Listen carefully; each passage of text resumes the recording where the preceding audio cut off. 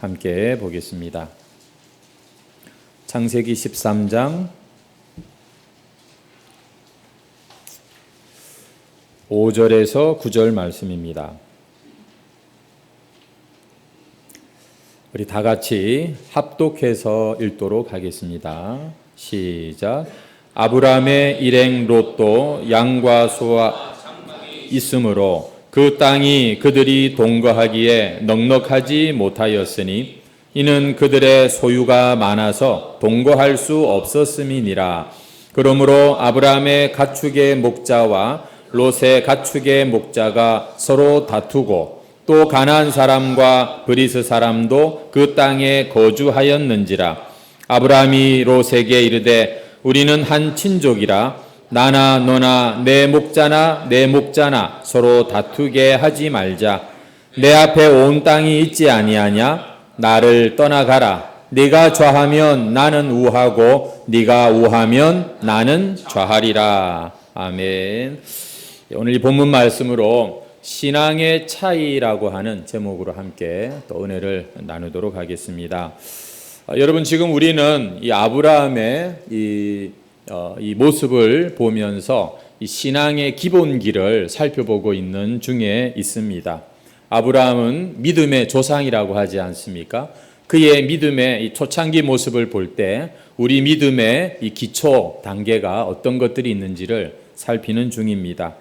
우리는 흔히 교회를 나오고 기독교로 개종을 하면 뭔가 새로운 것이 시작이 된다고 그렇게 기대하지만 진정한 신앙의 삶, 진정한 믿음의 길은 사실 이 교회를 나오고 단지 기독교 신앙을 가졌다고 해서 시작되는 것은 아니죠. 무엇입니까? 하나님의 말씀이 어느 날 내 가슴에 부딪히는 날이 있습니다. 그 말씀이 나의 이 익숙한 사고방식과 나의 이 마음에서 뭔가 부딪히고 뭔가 이 씨름을 하면서 내가 아니라 그 말씀에게 내가 질 때, 그 말씀에게 내가 이끌릴 때, 그때 우리의 인생에는 새로운 변화, 한 걸음 전진, 이런 신앙의 이 여정이 시작이 되는 것입니다. 하지만 또 하나님의 말씀이 내 삶에 찾아오고 또 나에게 뭔가 약간의 변화가 있다고 해서 이 인생의 모든 문제가 저절로 해결되는 건 또 아니라는 것입니다. 오히려 그때부터 예상치 못한 새로운 도전을 받기도 하는 것이 우리의 이 신앙의 걸음이라는 것이죠. 아브라함의 생애가 언제부터 의미가 있었는가 보니까 75세 나이에, 그전에는 기록도 별로 없습니다. 75세 나이에 하나님의 말씀에 반응하기 시작할 그때부터 하나님은, 성경은 아브라함의 믿음의 여정을 출발로 보는 것을 보게 됩니다. 그러나 그 말씀에 붙들려서 하란을 떠나고 마침내 가나안 땅에 왔지만 아브라함의 인생이 그때부터 그럼 모든 게 만사형통이냐? 그렇지 않았습니다. 오히려 그 약속의 땅을 겨우겨우 찾아왔는데 이미 그곳에는 다른 사람들이 차지하고 있고요. 게다가 그 땅에 흉년이 드는, 기근이 찾아오는 이런 일이 일어난 것이죠. 그러니까 아브라함은 비록 믿음의 생활을 시작하기는 했지만 그러나 다시 그 말씀을 뒷전으로 넘겨버리고 원래 그 익숙했던 그 옛날의 방식으로 그만 돌아갑니다. 어떻게 하지? 큰일 났네? 걱정하고 염려하고 막 계획하기 시작합니다. 기도해야 할 때 기도하지 않고 말씀 들어야 할 때 말씀 듣지 않고 자신의 힘으로 해결하려고 하니까 딱 답이 나와요. 어디죠? 저 애굽 땅에 가면 되겠네. 그래서 애굽으로 그냥 내려가 버리고 만 것이죠. 하지만 애굽에 내려가 보니까 오히려 그곳은 더 위험한 일들이 기다리고 있었고, 그래서 아브라함은 완전히 거기서 이 모양이 빠져버립니다. 아내를 누이라고 속이는 거짓말도 했고, 그럼에도 불구하고 아내를 그 바로 왕에게 빼앗기기도 하는 큰 실패를 경험하죠. 하지만 놀랍게 그때 하나님이 그에게 개입하십니다. 하나님이 자기 백성의 그 상황 가운데 필요할 때에 찾아오셔서 그 바로 왕의 궁에 재앙을 내리시고, 그리고 그 아내를 되찾게 하시고, 그리고 재물도 늘고, 그러면서 그 이제 애굽 땅을 떠나는 일이 다시 있게 된 것이죠. 우리는 지난 시간 이런 것들을 살폈습니다. 애굽을 떠나서 어디로 돌아왔는가? 처음에 가나안 땅 들어갔을 때 하나님의 이름을 부르던, 하나님께 제단을 쌓았던 바로 베델과 아이 사이에 그곳으로 이 아브라함이 찾아가고 있는 것을 보았습니다. 왜 그랬을까요? 그것은 참 자기도 모르게 하나님의 말씀을 따라 가나안까지 왔다가 그만 그 기근 앞에서 다시 자기 힘으로 살아보려고 하나님께 묻지도 않고 애굽으로 내려가던 그 와중에 잃어버렸던 그게 뭐죠? 그 처음 마음, 하나님에 대한 신뢰와 그분에 대한 그 사랑, 그 은혜를 다시 되찾기 위해서 그는 가나안 땅에 처음 와서 처음 예배드렸던 그 장소를 지금 이렇게 찾아오고 있는 겁니다. 장소의 문제가 아니라 그 마음, 그 심정을 되찾기 위해서 지금 돌아오고 있는 것이죠. 우리가 예배를 이렇게 매주마다 잘 드리고 있는데 여러분 예배하러 나올 때마다 하나님 정말 저의 힘으로는 이 예배를 완성할 수 없습니다. 하나님 은혜를 내려주십시오. 오늘 저의 이 기도를 들어주시고 이 연약한 자에게 하나님의 구원과 도움의 손길을 허락해 주십시오. 이런 심정으로 오늘 이 자리에 예배하러 나오는 자가 있다는 것은 얼마나 이게 놀라운 일인지 모릅니다. 그리고 또 그에게는 하나님의 놀라운 개입하시고 은혜 베푸심이 반드시 있습니다. 왜냐하면 하나님은 살아계시고 하나님은 지금도 그런 자를 찾는다고 말씀하시니까요. 하지만 우리가 이렇게 오랫동안 예배한다고 그만 마음이 교만해지고 높아지고 아무 부족함 없이 그냥 뭐 떠들 거 다 떠들고 내가 할 거 다 하고 뭐 핸드폰도 보기도 하고 막 그냥 오만 생각에 빠져있는 그런 마음이라면 그냥 예배만 시간만 채우고 갈 수밖에 없는 그런 예배로 전락할지도 모릅니다. 사실 이런 예배는 대단히 위험해요. 왜냐하면 예배는 우리가 고쳐지든지 우리가 뭔가 바뀌어지든지 해야 되는데 그게 안 되면 전보다 더 미련해지고 전보다 더 교만해질 수도 있게 만드는 게 예배거든요. 바리새인들의 예배 생각해 보십시오. 얼마나 그들이 예배를 중요하게 생각합니까? 하지만 그러나 그 예배는 하나님께 기쁨이 안 되고 그리고 참 감동도 없는 그런 예배가 되는 것이죠. 오늘도 이 예배가 여러분에게 살아있는 예배, 정말 내 인생에 참 소중한 그런 예배가 되시기를 주의 이름으로 축원합니다. 할 수 있습니다. 우리가 뭐 항상 드리는 예배는 그렇게 정한 시간과 장소에 드리는 것 아닙니까? 오늘 우리가 그런 예배를 드리기 원하신다면 여러분 정말 오늘도 말씀 중에 하나님이 나에게 말을 걸어오는 이런 은혜를 원하시고 정말 하나님과 내가 데이트하는 것 같은 그런 마음이 통하는 예배가 되기를 원하신다면 제가 중요한 팁 하나 드릴게요. 그게 뭔가 하면은 여러분 오늘 말씀을 듣다가 나에게 주시는 말씀을 여러분이 한 문장으로 써보세요. 그냥 하나님 제게 화살같이 그냥 콱 와닿는 그런 은혜의 말씀 주세요. 예, 하나님이 그러실지도 몰라요. 하지만 우리에게 지력을 주시고 우리에게 여러분 이런 이 손과 발과 이 모든 것을 동원해서 하나님께서는 우리가 말씀을 한번 정리하기를 원하십니다. 이건 저의 방식이긴 해요. 하지만 한 문장 하나 딱 여러분이 딱 나에게 주시는 말씀으로 완성이 되잖아요. 그 말씀은 한 주간 붙들게 돼 있습니다. 아니 기억이 안 나면 아침마다 그걸 여러분의 루틴으로 삼으십시오. 하나님 지난주에 내게 주셨던 그 말씀 처음 마음으로 돌아가자. 처음 마음으로 돌아가자. 여러분 우리는 우리의 지혜와 정과 의를 동원해서 하나님을 섬겨야 됩니다. 그걸 인격적으로 하나님을 섬겨야 돼요. 하나님 그냥 나 여기 있으니까 와서 한번 나를 뒤집어 보시든지 엎어 보시든지 이렇게 여러분 하나님을 우리가 이제는 섬길 때가 지났어요. 이제는 나의 지적인 부분, 감정적인 부분, 의지적인 부분을 동원해서 하나님을 섬겨야 되는 거거든요. 어떻게 하라고요? 여러분이 한번 직접 머리를 정리하세요. 자꾸 AI한테 맡기지 마시고 여러분 안에 있는 컴퓨터를 사용을 하셔야 됩니다. 그래서 오늘 이 말씀이 도대체 무슨 뜻이야? 이 말씀이 지금 나와 무슨 상관이 있는데 여러분 질문하고 여러분이 자꾸 하나님께 그렇게 반응을 하시면서 말씀을 들으면 딱 하나님 여러분의 영혼에 던지는 그런 말씀이 있습니다. 그 말씀을 한 문장으로 만들어 보시길 바래요. 주보에 보니까 여백이 많죠. 여러분 여기다가 한번 딱 적어 보시라니까요. 그리고 오늘 내가 이 말씀 때문에 내가 버려야 될 게 있다면 무엇인가? 아니면 내가 다시 시작해야 할 것이 있다면 무엇인가? 여러분의 의지를 움직이십시오. 그래서 이 예배는요, 결단하는 시간입니다. 그리고 이 예배를 마치고 나면 내가 그렇게 하겠다는 그런 마음을 지키는 그것이 한 주간의 예배로 이어지는 것이거든요. 성도 여러분, 오늘의 예배가 하나님 앞에 인격적으로 지정의를 동원하는 그런 예배가 되시기를 주의 이름으로 축원합니다. 여러분, 오늘 이 아브라함의 말씀을 다시 우리가 또 보게 되는데, 아브라함이 하나님의 은혜와 그 잃어버린 그 신뢰를 회복하기 위해서 가나안 땅으로 돌아오고 그 처음 하나님의 이름을 불렀던 곳으로 돌아온 것은 정말 잘한 일이죠. 하지만 오늘 본문을 보니까 아브라함이 다시 가나안 땅에 돌아왔다고 해서 또 모든 문제가 해결되냐? 역시 아니더라는 겁니다. 이번에는 어떤 문제가 일어나냐면 자기와 항상 함께했던 조카 롯과 지금 새로운 문제가 터지기 시작했다는 겁니다. 여러분, 이쯤 되니까 아브라함도 제법 재산이 더 많아졌고요.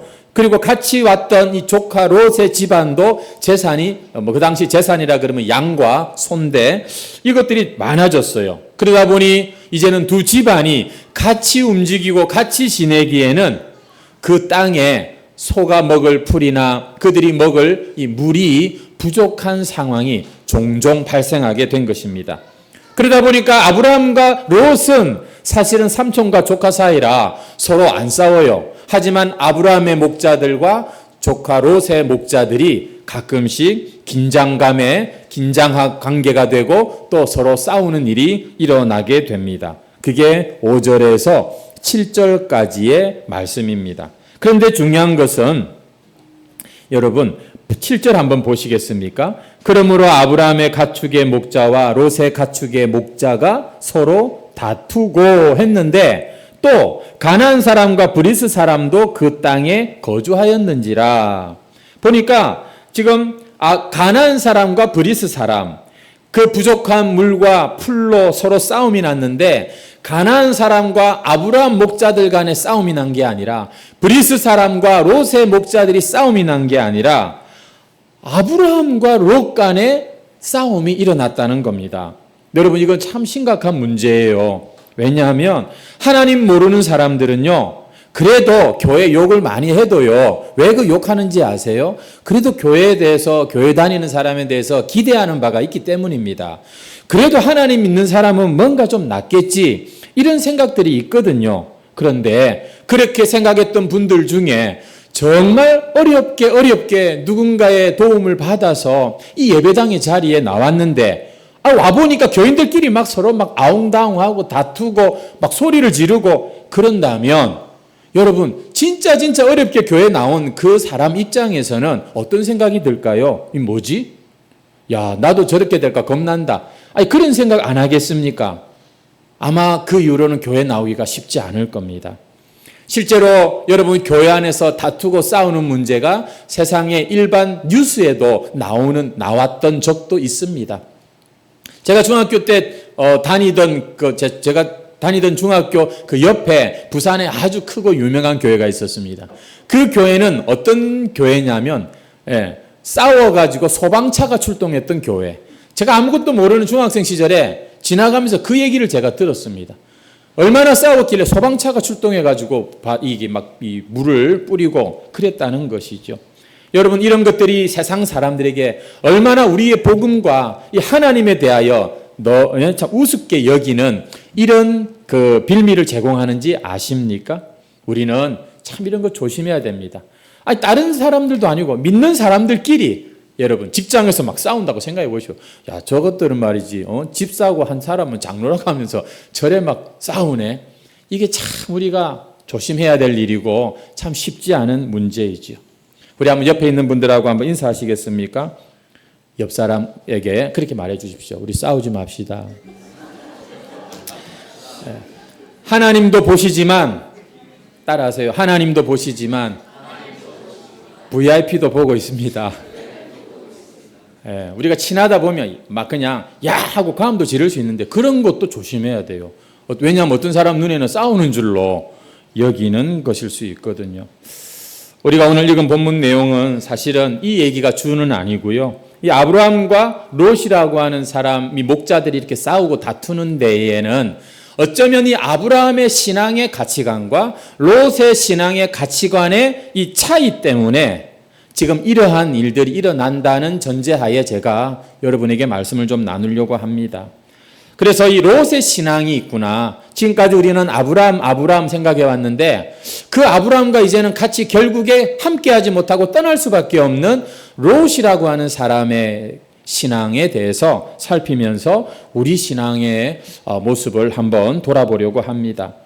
지금까지 살펴본 아브라함의 신앙의 특징은 말씀이 중요한 사람이었어요. 하나님 말씀 중심 신앙이다. 이렇게 보면 되겠습니다. 하란을 떠날 때도 말씀에 사로잡혀 떠났고 애굽에 내려갈 때는 잠깐 말씀을 제쳐놓기도 했지만 다시 이 베델 근처로 오게 된 것도 그 말씀을 잊지 못해 이렇게 온 것이거든요. 그런데 그와 지금 항상 함께하고 있는 이 롯이라고 하는 사람의 신앙은 말씀 중심의 신앙이 아닙니다. 롯은 말씀 때문에 지금 이렇게 왔다 갔다 이 고생을 하는 것이 아니라 아브라함 때문에 하란을 떠난 사람이 롯이에요. 여러분 앞에 12장 4절로 한번 가보시면은 이에 아브라함이 여호와의 말씀을 따라갔고 롯도 뭘 따라갔다고요? 말씀을 따라간 게 아니라 그와 함께 갔다라고 말합니다. 아브라함은 말씀을 따라갔는데 롯은 뭘 따라갔다고요? 아브라함을 따라갔다. 이렇게 사람을 따라갔다. 이렇게 지금 말하고 있는 거예요. 여러분 그렇습니다. 말씀을 따르는 것부터 신앙의 본격적인 시작이 된다고 제가 말씀을 드리잖아요. 근데 그렇지 못한 분들이 많습니다. 엄마 아빠가 교회 가라고 하니까 어릴 때부터 아무 생각 없이 그냥 교회 오는 사람도 있고 또 내가 결혼이라도 좀 해볼까 싶어서 교회를 이렇게 나오는 그런 사람도 있고 또 내가 사업차 필요한 일 때문에 또 교회를 나오는 사람도 있고 사실 교회를 나오는 이유가 굉장히 다양합니다. 아마 여기 있는 대부분이 다들 뭔가 필요와 어떤 이유 때문에 교회를 나오게 되었을 것입니다. 이것은 그렇습니다. 말씀을 사실은 내가 생각하고 나온 게 아니라 다른 나의 필요 때문에 따라 나온 것이죠. 롯은 아브라함을 따라 나온 거예요. 아마 롯에게 있어서 애굽으로 내려가는 것은 별 문제가 아니었을 거예요. 왜냐하면 애굽은 그 당시 제일 살기 좋은 동네였거든요. 하지만 다시 가나안으로 돌아가자 이랬을 때는 아마 이 롯이 입이 이만큼 나와서 아브라함을 따라왔을지도 모릅니다. 왜냐하면 그 가나안 땅 가봤는데 별거 없다라는 것이죠. 목축을 하기에 거기에는 참 애굽보다 훨씬 못한 곳인데 우리 삼촌 왜 저러나 이런 생각을 한 것입니다. 자, 그러면 여러분 이런 롯과 같은 사람, 말씀을 따르지 않는 지금 사람을 보고 교회를 나오고 사람을 보고 신앙생활하는 이런 사람들은 그러면 뭐 신앙인도 아닙니까? 아니에요. 이런 사람들도 분명히 신앙인입니다. 베드로후서 2장 7절 말씀해 보면 이러한 롯을 일컬어서 의로운 롯이라고 그렇게 참 표현하는 것을 볼 수가 있습니다. 성경은 아무한테나 의롭다는 말을 안 써요. 하나님의 백성, 하나님 믿는 사람들에게 의롭다고 말하거든요. 롯은 성경이 인정하는 분명한 의인이요 하나님의 자녀가 맞습니다. 하지만 아브라함처럼 하나님의 말씀이 자기 신앙생활에 중요한 그런 사람은 아니에요. 하나님 모르는 사람은 아닌데 그러나 하나님의 말씀에는 그다지 관심이 없고 반응도 잘 하지 않는 사람, 이 사람이 롯이고요. 그래서 이런 롯이라는 인물은 참 우리가 이해하고 평가하기가 쉽지가 않습니다. 하나님은 믿는데 하나님의 말씀은 별로 그렇게 중요하게 생각하지 않고 오히려 자기 경험과 세상 기준을 더 중요하게 생각하는 이런 사람. 야, 신앙은 신앙이고 현실은 현실이야. 이러면서 너무 깊이 빠지지 마. 딱 자신의 어떤 딱 그 가치관을 가지고서 심지어 성경도 교회도 기독교도 판단하는 이런 수준. 그런 차원에서 롯이 아브라함을 볼 때는 저 삼촌 왜 저러시나? 가끔씩 굉장히 좀 위험하다. 저러면 안 되는데 너무 비합리적 아닌가? 이런 생각이 드는 사람이 바로 이 롯입니다. 그는 예전에 삼촌이 너무나도 확신에 차가지고서 하란을 떠날 때 따라 나섰어요. 삼촌, 왜 짐 싸세요? 어디 가세요? 내가 하나님을 만났는데, 야, 하나님이 나한테 땅을 주신대. 그래요? 보니까 삼촌 얼굴이 지금 굉장히 이제 농담하는 게 아니거든요. 아주 확신에 차가지고서 떠나는데, 땅 준다는데 싫어할 사람 어디 있습니까? 그러니까 삼촌, 나도 갈게요. 그리고는 같이 짐보따리 싸가지고 여기까지 왔는데, 근데 막상 가나안 땅에 가보니까 땅이 없어요. 땅은 많아요. 근데 전부 다 누군가가 차지하고 있고 우리한테 주는 땅이 없네. 보니까 삼촌도 굉장히 당황하고 있습니다. 그리고는 여기인가 저기인가 하면서 한 곳에 정착을 못하고 왔다 갔다 막 이러고 있습니다. 그런데 흉년이 딱 드니까 삼촌이 드디어 정신을 차리기 시작했어요. 여기가 아닌가 봐 하면서 애굽으로 내려가자는 겁니다. 그렇지, 저래야지 아마 롯은 속으로 다행이다 생각하고 삼촌을 따랐을 것이에요. 그런데 또 애굽으로 내려가면서 일이 막 꼬이네요. 갑자기 삼촌이 숙모를 누이라고 하지를 않나, 또 바로에게 빼앗기지를 않나, 또 다시 데리고 오더니 또 이번엔 아예 애굽에서 추방을 당하지를 않나. 그리고는 결국 돌아온 곳이 다시 그 옛날 제단 쌓았던 이곳입니다. 그런데 아무 풀도 부족하고 물도 부족한 이곳에 와가지고서 삼촌은 뭐가 좋은지 할렐루야, 하나님 감사합니다, 내 마음이 참 어쩌고 이러는데 옆에서 롯이 보면은 걱정이 되는 것입니다. 우리 삼촌 저러다가 광신자가 되는 건 아닌가? 우리 삼촌 저 어떻게 해야 되지? 그러면서 이게 자기 안에 뭔가가 조금씩 삼촌하고 틈이 벌어지고, 어이구 그냥 삼촌 말 무조건 믿고 따라갔다가는 나도 딱 저런 모양으로 살겠네. 이런저런 생각들이 롯의 마음에 찾아왔던 것 같습니다. 아니 지금까지 실컷 고생해가지고 내가 지금 결과가 뭐지? 물론 재산은 좀 늘었지만 내가 이 재산을 계속해서 유지하고 관리하는데 삼촌의 저 방식은 아닌 것 같아.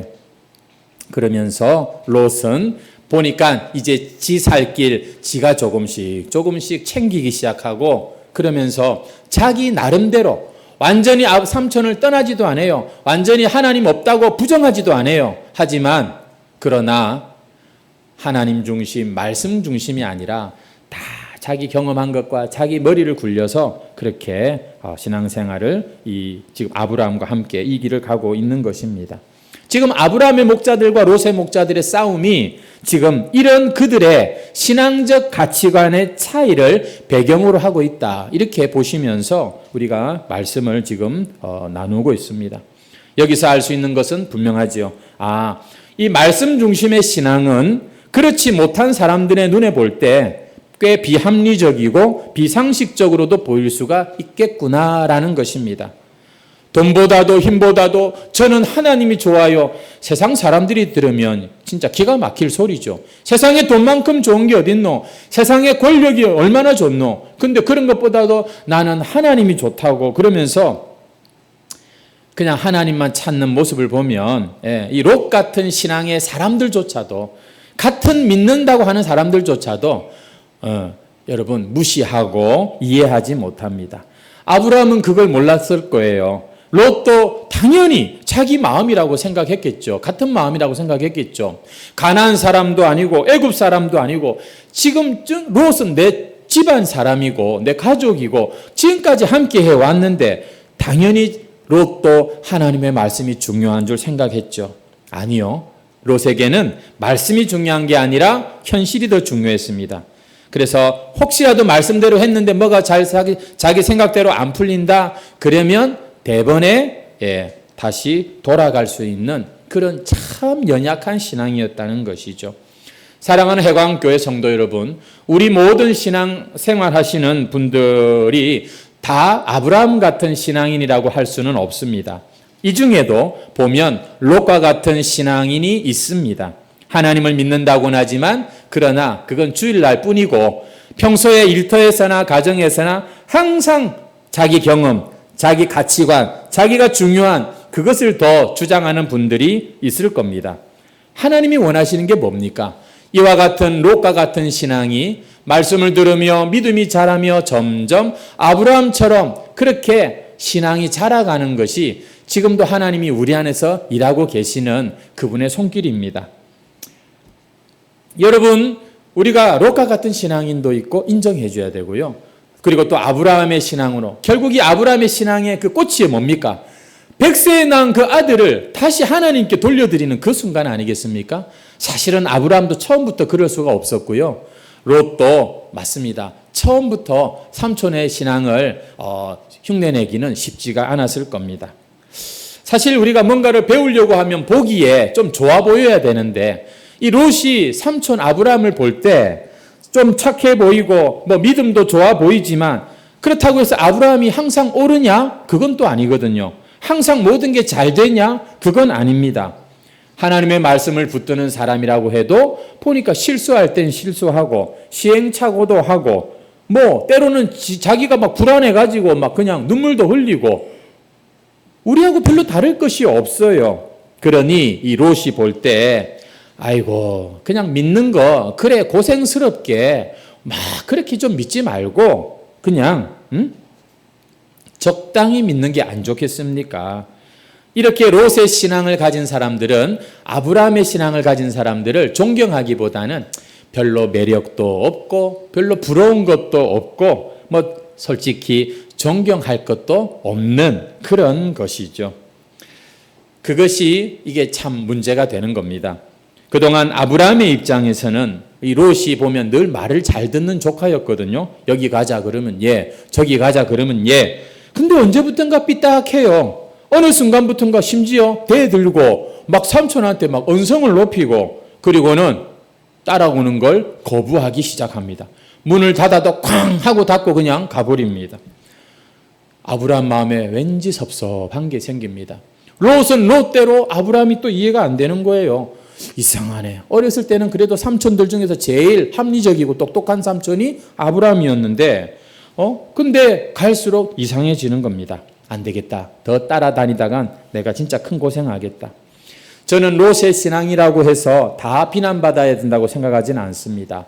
하지만 분명히 롯은 더디 믿는 자요, 절대 자기 생각을 벗어나서 하나님을 신뢰해 본 적이 없는 그런 사람입니다. 참 이런 사람도 하나님이 인정하신다니 참 대단하지요. 그는 하나님을 믿는다고 생각을 해요. 하지만 자기 틀 안에서 하나님을 생각합니다. 에이, 내가 알기로 이건 또 이렇던데 저건 저렇던데. 생각해 보십시오. 여러분, 우리가 하나님을 믿으려면 그게 제대로 믿는 겁니까? 아니면 세상을 창조하신 그 크고 놀라우신 그 하나님께 우리가 그죠? 완전히 맡기는 그게 진짜 신앙생활 하는 것입니까?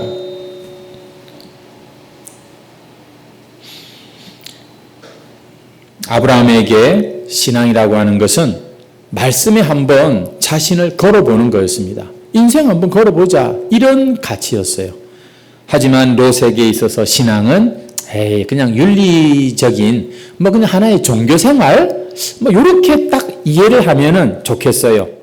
이런 사람한테 목숨을 걸고 하나님께 기꺼이 헌신하니 아이고 말은 좋은데 나는 빠질랍니다. 안 그렇겠습니까? 이런 사람한테 뭘 요구하면요 나중에는 화를 냅니다.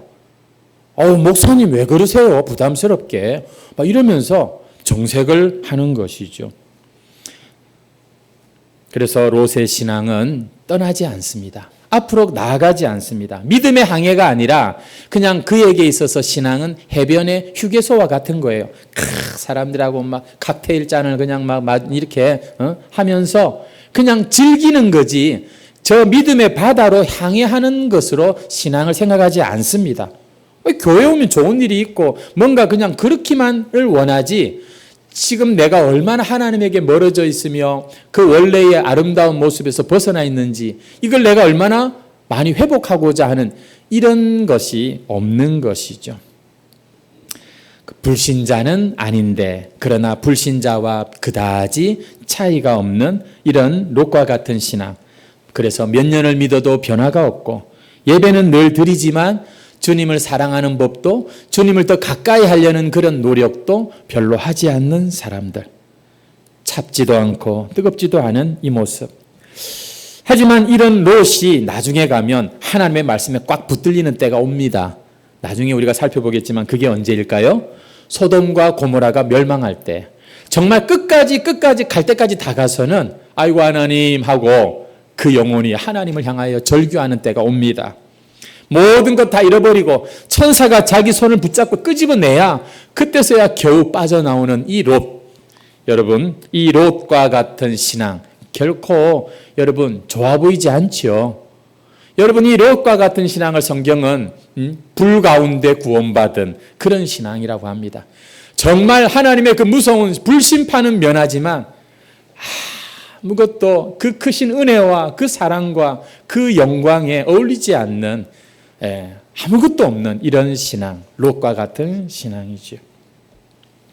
오늘 본문에 보니까 8절 9절에 아브라함이 먼저 이 롯에게 서로 갈라지자고 제안을 합니다. 하지만 이건 결코 너랑 나랑 이제 분리가 되자 이런 말이 아니었습니다. 거기 보면은 우리는 한 친족이라고 말하고 있지 않습니까? 서로 다투지 않기 위해서 땅을 좀 더 넓게 쓰자는 그런 의미였어요. 그런데 이것을 롯은 어떻게 받아들였냐면 옳거니 요번에 내가 완전히 삼촌을 떠날 수 있는 기회다 이렇게 딱 생각하고는 그냥 떠나가 버리고 마는 그런 것이죠. 단지 아브라함에게는 어떤 그런 이 지리적인 이 땅을 어떻게 효과적으로 이용할 것인가 하는 제안을 롯은 떠나는 그러한 기회로 삼습니다. 아마 아브라함에게 이 롯이 떠나는 것은 애굽에서 실패한 것만큼이나 그에게 큰 충격이었을 거예요. 솔직히 아브라함도 지금요 힘들거든요. 그나마 같이 따라온 롯 때문에 그래도 위로하는 부분이 있었단 말이에요. 아브라함도 처음 가는 길입니다. 아브라함이 끝을 이렇게 완전히 알고 지금 가는 길이 아니에요. 사실 아브라함도 위로가 필요한 사람이고, 아브라함도 물론 하나님 주시는 기쁨이 있고 은혜가 있지만 또 어떨 때는 어쩔 수 없이 진짜 겨우겨우 가는 그런 때도 있거든요. 그런데 지금까지 자기와 함께했고 누구보다도 자기를 잘 이해할 거라고 생각했던 롯이 이 하나님 말씀의 신앙을 버렸을 때 아브라함의 충격은 굉장히 컸을 거예요. 그래, 잘 가라. 가서 잘 먹고 잘 살아라. 막 그러면서 아브라함의 마음에 어쩌면 그런 서운함이 있었을지도 모릅니다. 우리는 이 롯의 신앙을 지금 비난하기 위해서 제가 이 말씀을 드리는 것은 아닙니다. 왜냐하면 저를 포함해서 우리 대부분의 신앙인들이 이 롯과 같은 상태에 있는 분들이 참 많기 때문이죠. 그래서 여러분, 롯이야 어떻게 생각하든 어떤 연약함을 보이든 아브라함은 여전히 우리에게 귀한 모습을 보여주는데 그것은 끝까지 롯을 붙잡고 있는 겁니다. 끝까지 롯을 사랑하고 끝까지 롯을 위해 기도하고 있는 모습인 것이죠. 우리도 이렇게 우리 주변에 롯과 같은 사람이 있다면 저거밖에 안 되나? 장로가 되고 집사가 되고 건사인데도 저 모양밖에 안 되나? 이렇게 정죄한다고 문제가 해결되는 게 아닙니다. 그것이 아니라 더 신뢰해주고 사랑해주고 그리고 기도해줄 때 아브라함의 신앙을 우리가 본받게 되는 것이기 때문이죠. 처음부터 아브라함 같은 신앙으로 신앙하는 사람이 어디 있습니까? 아브라함도 나이 75세가 되어야 겨우 길을 떠났잖아요. 여러분, 모세 같은 사람도 나이 80이 되어서야 어떻게 해요? 홍해를 가르는 그런 믿음의 일을 하는 것을 보게 됩니다. 그렇습니다. 우리는 처음부터 다 잘하던 사람들이 아니었습니다. 아마 이 중에도 아직도 보면 하나님에 대해서 잘 알지 못한 채 얼마 전까지만 해도 조상신이나 찾고 하루를 시작할 때 큐티는커녕 오늘의 운세가 뭐지? 나는 원숭이 띠니까 그러면서 하루를 시작했던 분들이 이 자리에도 계실지 몰라요. 얼마나 깝깝합니까? 그런 분들 앞에서 설교를 하는 저도. 하지만 놀랍게도 지금도 하나님께서는 예배 가운데 진리의 성령이 이 부족한 사람의 말을 통해서 또 우리의 이 마음을 움직여서 계속해서 지금도 우리 안에서 역사하고 계신다는 게 저는 얼마나 감사한지 몰라요. 하나님도 이렇게 인내하시면서 우리 가운데 착한 일을 시작하시고 마침내 이루시는데 왜 우리는 그렇게 사람에 대해서 함부로 단정을 해버리고 아이고 저 사람은 안 돼. 제가 사실 그런 죄를 지었던 것 같아요. 그래서 하나님 앞에 참 회개가 됩니다. 아이고 저 사람은 안 돼. 여러분, 우리 남편들 아내들을 정죄한다고 아내들이 변합니까? 우리 아내 여러분, 남편을 정죄해가지고서 남편이 변한 경우가 있습니까? 사람은 정죄하고 판단한다고 변하는 것이 아닙니다. 사람은 오히려 믿어주고 그렇구나 하면서 그 연약한 자를 끝까지 붙들고 포기하지 않을 때 여러분 그 결과가 점점 좋아지게 되는 것이고요. 이 일을 위해서 지금도 하나님은 우리 안에서 인내하시며 우리를 만들어 가시고 또 우리의 지체들도 함께 그렇게 만들어 가고 계신다는 것이죠. 아브라함을 보니까요, 나중에 보겠지만 결코 아브라함은 롯을 단 한 번도 버린 적이 없어요. 롯은 아브라함에게서 갈라져 가고 마음을 주지 않고 그렇게 서운하게 했지만 아브라함은 한 번도 롯을 버린 적이 없더라고요. 나중에 롯이 포로로 끌려갈 때도 아브라함이 목숨 걸고 가가지고 되찾아옵니다. 나중에 소돔과 고모라가 멸망하는 그 직전에도 아브라함이 끝까지 기도하는 것을 우리가 보게 됩니다. 결국 이 아브라함의 사랑이 한 영혼, 자신의 혈육이요, 너무나도 그 소중한 그 VIP, 아브라함의 VIP는 롯이에요. 그 롯을 구원에 이르는 자로 만드는 것을 보게 되죠. 오늘 이런 사랑이 저에게는 없는 것 같아서 참 너무 부끄럽습니다. 오늘 이런 사랑이 우리에게 너무 참 찾기가 어려운 것 같아요. 누군가 조금만 세상적인 생각하고 조금만 교회에 어울리지 않는 그런 행동을 했다고 그냥 이 예배당에서 막 우리가 무시하고 정죄하고 큰소리 친다면 아마 그분은 말씀 중심의 신앙인이 아니라 바리새인적인 신앙이기 때문에 그렇게 정죄하고 판단하는 그런 일을 하고 있는 것이 아닐까 싶습니다. 오늘 우리가 이 롯의 신앙이 옳다는 것은 아닙니다. 하지만 이것은 단지 아브라함과의 이 신앙의 차이의 문제가 아니라 아직도 진정한 신앙의 세계에 발을 들여놓지 못한 그런 참 철없는 신앙의 모습이구나.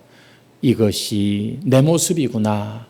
여러분 오늘 이렇게 우리가 깨달아진다면 이 한 주간 우리의 신앙은 여러분 부지런히 무언가를 찾고 한 걸음 앞으로 나아가는 은혜가 있을 것입니다. 그러나 롯은 롯이고 또 아브라함은 아브라함이고 차이가 있구나. 여기서 딱 그치고 만다면 별로 우리의 신앙에 진보하는 데는 큰 힘이 없을 것 같다 생각이 듭니다. 우리 오늘 이 말씀을 통해서 다시 한번 롯과 같은 신앙생활이 아니라 아브라함 같은 말씀에 이끌리는 신앙생활 하게 하여 주옵소서. 우리 이렇게 참 결론을 내렸으면 좋겠습니다. 하나님, 저도 사실 저 사람이나 별 다를 게 없습니다. 저 롯과 같은 모습 저도 기다려주게 하시고 기도해주는 그런 자가 되게 해주십시오. 우리 이렇게 한번 기도했으면 좋겠습니다. 우리 찬양 하나 드리고 죄송합니다. 오늘은 한번 순서를 좀 바꿔가지고서 이 시간 요 상태 그대로 여러분 주부에다가 좀 쓰시기 바랍니다. 한 문장으로 여러분의 결론을 적어보시기 바랍니다. 펜이 없는 분이 있다면 저 뒤에 펜이 있습니다. 아니면 폰에다가 이렇게 요약 정리를 하셔도 좋습니다. 꼭 좀 한번 정리 한번 해보시기 바랍니다. 제가 앞서 이 설교를 할 때 이미 작정하고 펜을 들고 막 쓰시는 분들이 계셨는데 적으십시오. 한번 적어보십시오.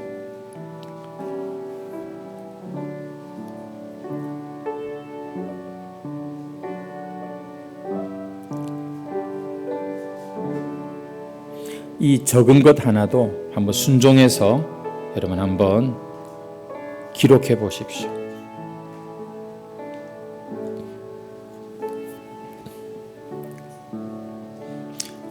반주 안 해도 돼요. 한번 적어 보십시오.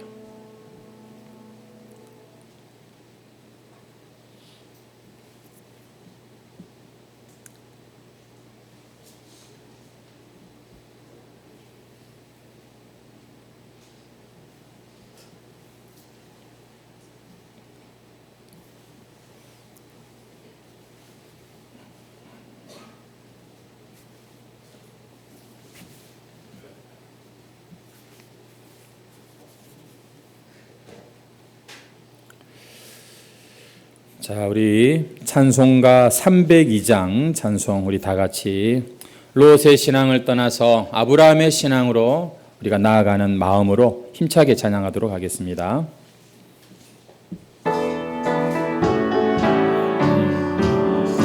내 주 하나님 넓고 큰 은혜는 저 큰 바다보다 깊다.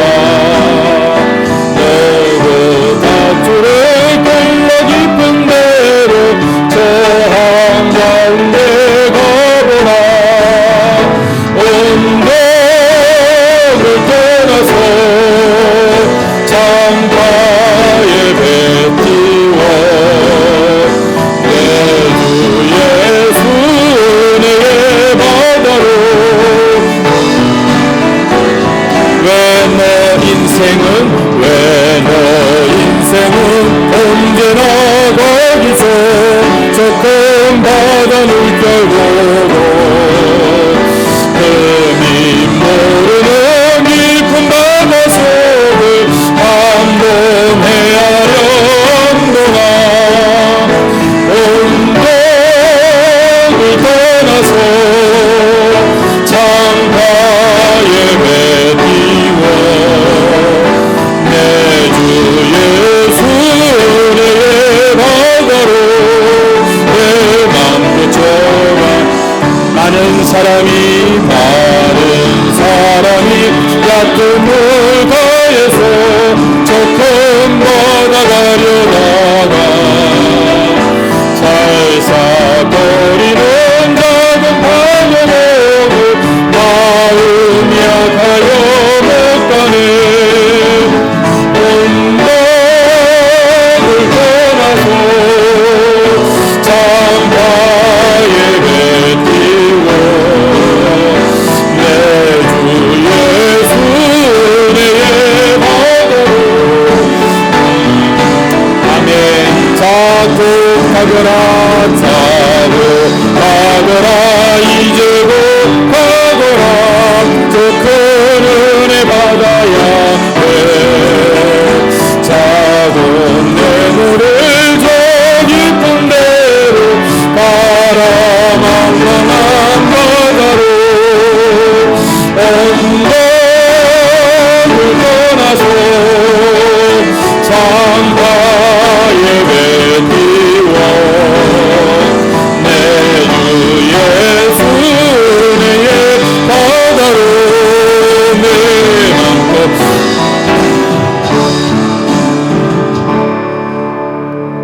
이 시간은 우리 한번 또 기도하십시다. 우리 적은 것들이 있다면 우리 그것을 가지고서 한번 기도했으면 좋겠습니다.